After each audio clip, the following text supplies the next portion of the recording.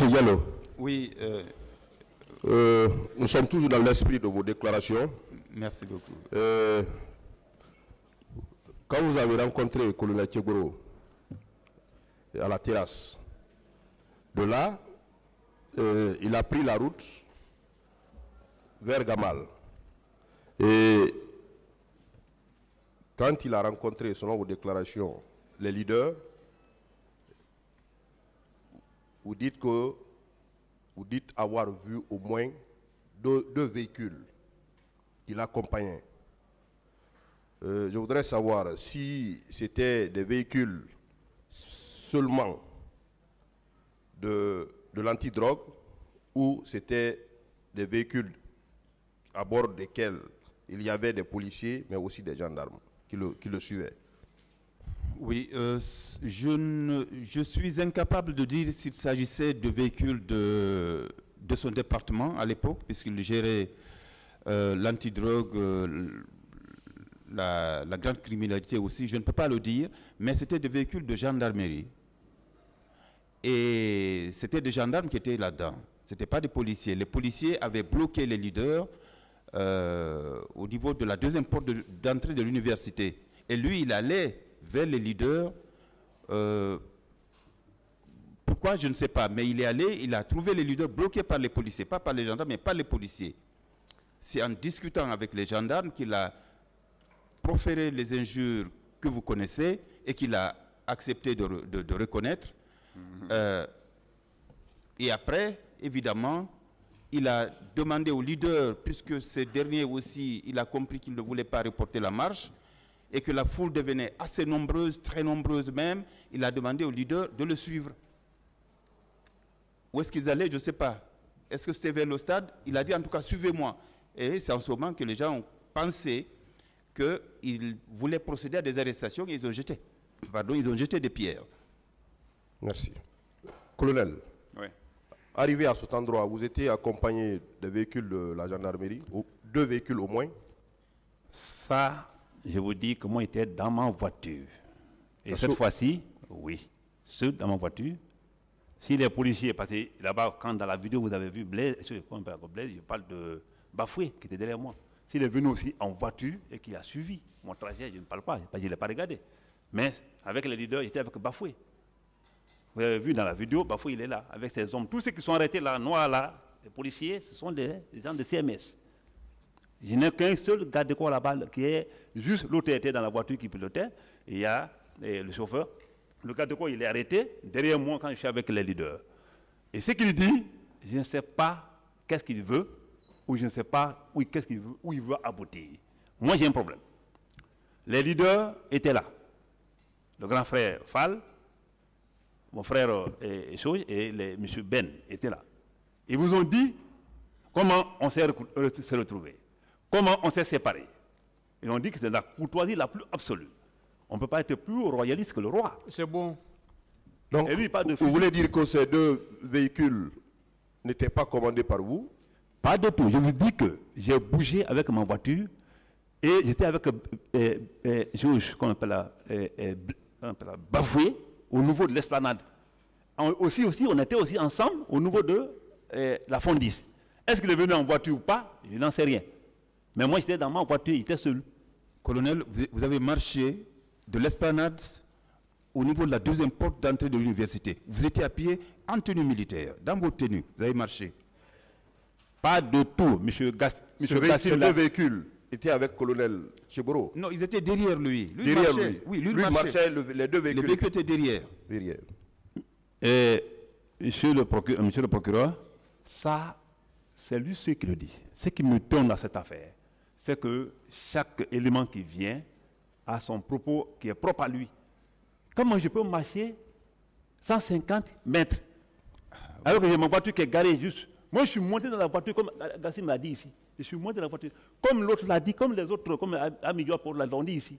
Je suis monté dans ma voiture. Et la voiture ne s'est arrêtée qu'au niveau du barrage que la police avait monté devant les leaders. Moi, je suis descendu au niveau du barrage, ils n'ont pas enlevé pour moi. Je suis descendu, j'ai continué le barrage, les leaders étaient juste collés au barrage. Et vous avez vu comment on se parlait. Il n'y a pas de coup de poing, la tête est baissée comme ça, on se parlait entre nous. Et vous voyez. En tout cas, la vidéo qui a passé, c'est comme ça. Et monsieur n'a pas dit tout ça là dans sa dépêche. Il faut arrêter. Monsieur, allons à la paix. C'est important. C'est bon. Une autre question. Ça, la vérité? Une autre question. Monsieur Diallo, Oui. également dans votre déclaration, lors de votre passage ici, vous avez dit qu'au niveau de la pharmacie, quand vous cherchez à vous soustraire, vous avez rencontré un groupe de gendarmes habillés en body noir, et ce groupe de personnes a réussi à vous fouiller. Oui. Est-ce que vous le confirmez? Oui, je le confirme. Je le confirme. Et ceux qui vous ont fouillé, confirmez-vous que c'était des jeunes gendarmes qui étaient habillés en body noir? Oui, c'était les gendarmes du colonel, les gendarmes de l'antidrogue. De l'antidrogue? Oui, absolument. C'était eux. C'est eux, moi, c'est eux qui avaient pris mes téléphones. Mon téléphone, j'en avais qu'un seul, qui avait pris de l'argent, c'est l'un d'entre eux qui avait sorti son poignard de sa poche pour m'assommer, pour me donner un coup sur la main droite, un coup violent. J'ai fait 3 à 4 mois. Honnêtement, je ne pouvais pas travailler avec cette main. C'était des gendarmes de l'antidrogue. Colonel. Merci, monsieur le Président. Ça commence à être clair. Je pense que le monsieur se trompe. Et puisque ce qu'il explique comme ça, moi je n'y étais pas. Et mieux que ça, ces gendarmes-là, antidrogue ce jour-là, qui étaient venus en élément de patrouille avec les Blaise, le Koné et Farima, je n'étais pas avec eux, parce que personne ne le voit avec moi dans la vidéo. Et puisque ce qu'il dit, c'est en fonction de sa propre conscience, celui qui parle devant Dieu, Dieu nous voit tous, moi je ne peux pas l'infirmer, je ne peux pas l'affirmer, mais ce que je peux dire, c'est que mes gendarmes de l'antidrogue ne sont jamais dotés. Demandez n'importe quel militaire par le poignard. Poignard même n'a pas une dotation. Prendre poignard, casser la main d'un journaliste, ça c'est un autre problème. C'est notre problème à lui de nous dire quel est ce gendarme qu'il a fait. En tout cas, jusqu'à preuve du contraire, moi je dis que mes hommes n'étaient jamais dotés d'un poignard. Demandez toute la Guinée parce qu'on a tourné partout. Mais vous reconnaissez cependant que les gendarmes habillés en body noir sont vos éléments, sont de l'antidrogue. Ça, c'est une évidence, vous le connaissez. Monsieur le procureur, il n'y en a même pas à discuter cela parce que ça c'est notre bien. Mais il ne faut pas aussi oublier que c'est nous qui avons inventé ce body noir. C'était pour se démasquer un peu. Mais au fil du temps, Boutou s'habillait. Mais ceux qui étaient là-bas ce jour, ceux qui l'ont vu et qui l'auraient cassé le bras ou entossé le bras. Non, pas cassé, moi, je n'ai pas dit ça. Non, entossé le bras, je dis. Je n'ai même pas dit entossé. Rectifié. Mais qui fait quelques mois déjà sans travailler, c'est qu'il y a le bois abîmé. Ça, il faut reconnaître, avouer. Donc, ceux qui l'ont fait, moi, je ne le connais pas. C'est bon. Je ne le connais pas. Je vous remercie, monsieur. C'est un seul gendarme qui l'a fait, pas deux. Un seul. Bon. Ah, il faut le chercher. Kaboul Conviction.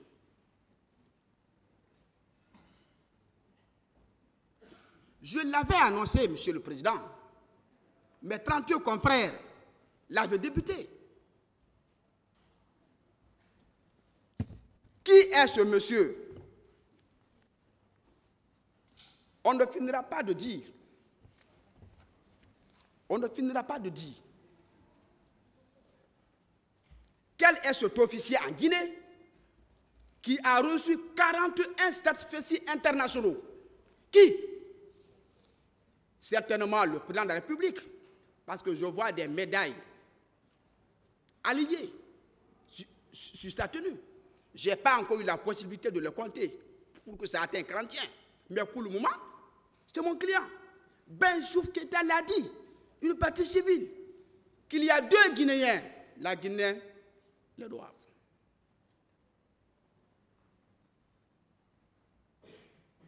Sa formation technique est sans appel. Et sans appel. Ce n'est pas pour rien. On avait confié ce secteur compliqué, ce secteur stratégique, ce secteur dangereux. Ce n'est pas pour rien. On avait créé un département.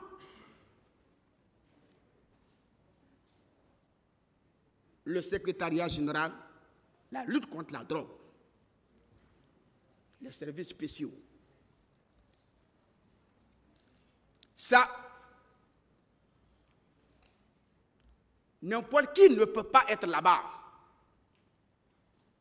Parce que vous luttez contre les intérêts individuels et le gros intérêt d'ailleurs. Monsieur le Président, il y a un collaborateur professionnel dans le secteur judiciaire, je ne dis pas son nom. Ça m'a encore encouragé à défendre ce monsieur et de mettre, vous êtes l'un des avocats du colonel Tegoudou. Je dis oui. Il dit, mais vous savez que vous avez un boulot à faire? Je dis, ah bon? Vous savez qu'il a fatigué les gens? Et c'est un exemple. C'est un exemple. Je ne me permettrai pas, comme la partie civile, d'aller à la supposition. Non. À l'affirmation, non. Mais c'est un exemple. Ça m'a encouragé.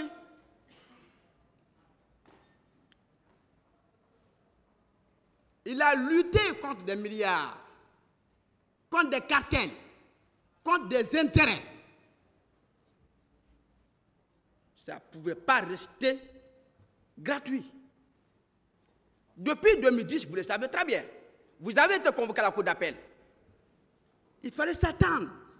C'est des services à risque. Il faut avoir une autre arme, l'arme morale. Être audacieux, penser à tes parents. Ah mais oui, c'est pourquoi ne soyez pas étonnés des déclarations.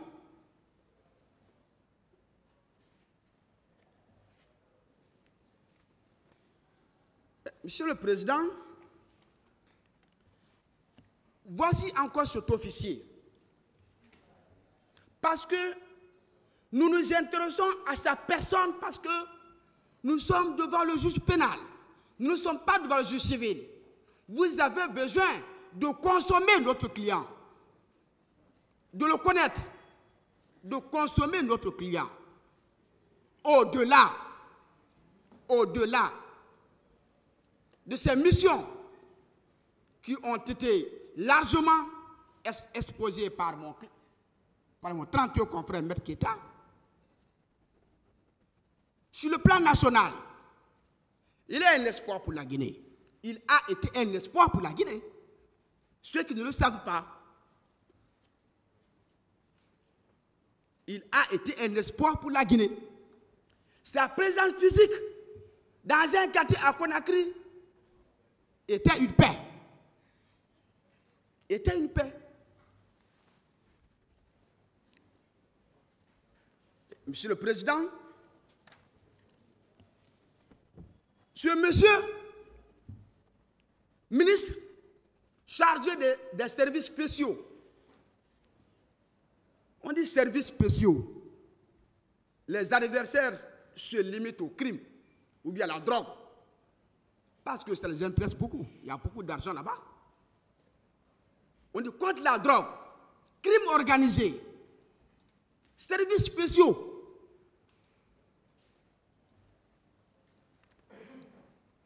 Au-delà de ces missions régaliennes, Monsieur le Président, ce monsieur a joué le rôle des imams et des pasteurs. Le rôle des imams et des pasteurs.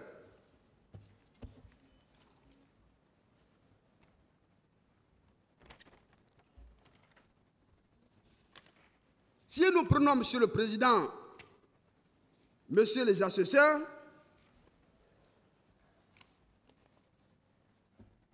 en Guinée forestière,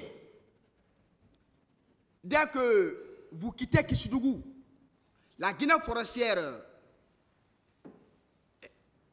la géographie administrative a changé un peu. Commence la préfecture de Kissoudou. Vous dites, colonel Moussa Teburo Kamara, vous êtes chez vous. Toutes les crises que vous pouvez imaginer, crises humaines,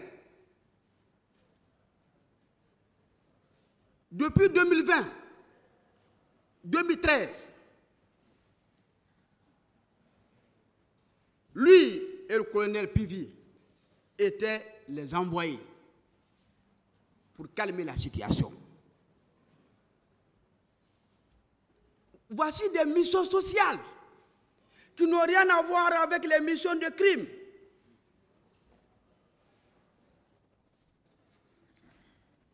Ces rôles ont été joués. Messi, pas seulement en Guinée forestière, Monsieur le Président. Je prends la Basse-Côte. Regardez encore une autre mission qui n'a rien à voir avec ces missions régaliennes. Ça prouve, ça atteste le degré de patriotisme. La grève des étudiants de Bokeh, dans les conditions normales, ça ne regarde pas les services spéciaux. Ça ne regarde que le ministère de l'Enseignement supérieur.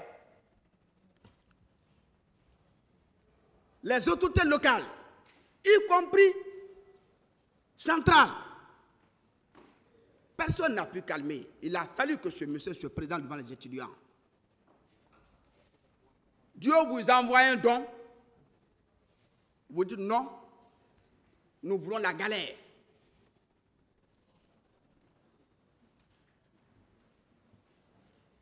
Oui, Monsieur le Président, nous sommes en train de juger un dossier où il y a eu, selon la partie civile et le parquet, 150 morts. Même si eux-mêmes, personne n'a eu la capacité de prouver, parce que nous sommes devant le juge de l'oppressif. Mon problème, c'est là-bas, la précision, la concision. Imaginez, Monsieur le Président, en 2013, en forêt, il y a eu 350 morts. S'il faut juger les procès en tenant compte du nombre de victimes. 350 morts, deux fois plus que le résultat prétendument attesté ici. 350 morts. Dans plusieurs villages de la forêt, à Koyama,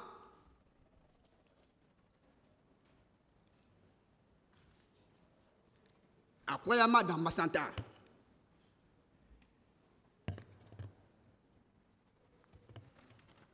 plusieurs morts. C'est pour vous dire, Monsieur le Président, quel est l'esprit, le souci qui a prévalu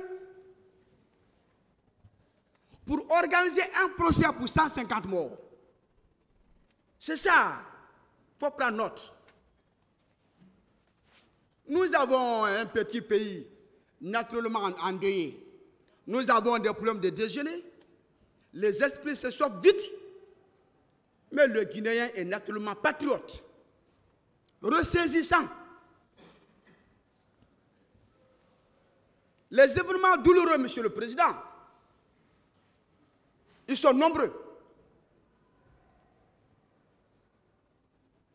Nous avons des compatriotes qui crient au procès de Kambaro. Monsieur le Président, nous avons des compatriotes qui crient aux événements de 1985. Monsieur le Président, nous avons des compatriotes en 2007 où il y a eu 200 morts au pont 8 novembre. Plus que le résultat qu'on prétend dans ce procès, Monsieur le Président. Voici des événements douloureux que notre petit pays a connus, qui ne valent même pas la préfecture de la Chine, une préfecture chinoise. Oui, mais pourquoi ce procès de 150? Pourquoi? Oui, Monsieur le Président, chaque période a ses acteurs, chaque période a sa philosophie, chaque période a sa politique. Ce n'est pas parce que le nombre est élevé. Nous venons de vous donner une liste où les nombres des victimes sont élevés. Ce n'est pas ça. C'est pour avoir un exemple témoin de procès. Ce procès est un procès témoin Dans l'histoire de notre nation, certains témoins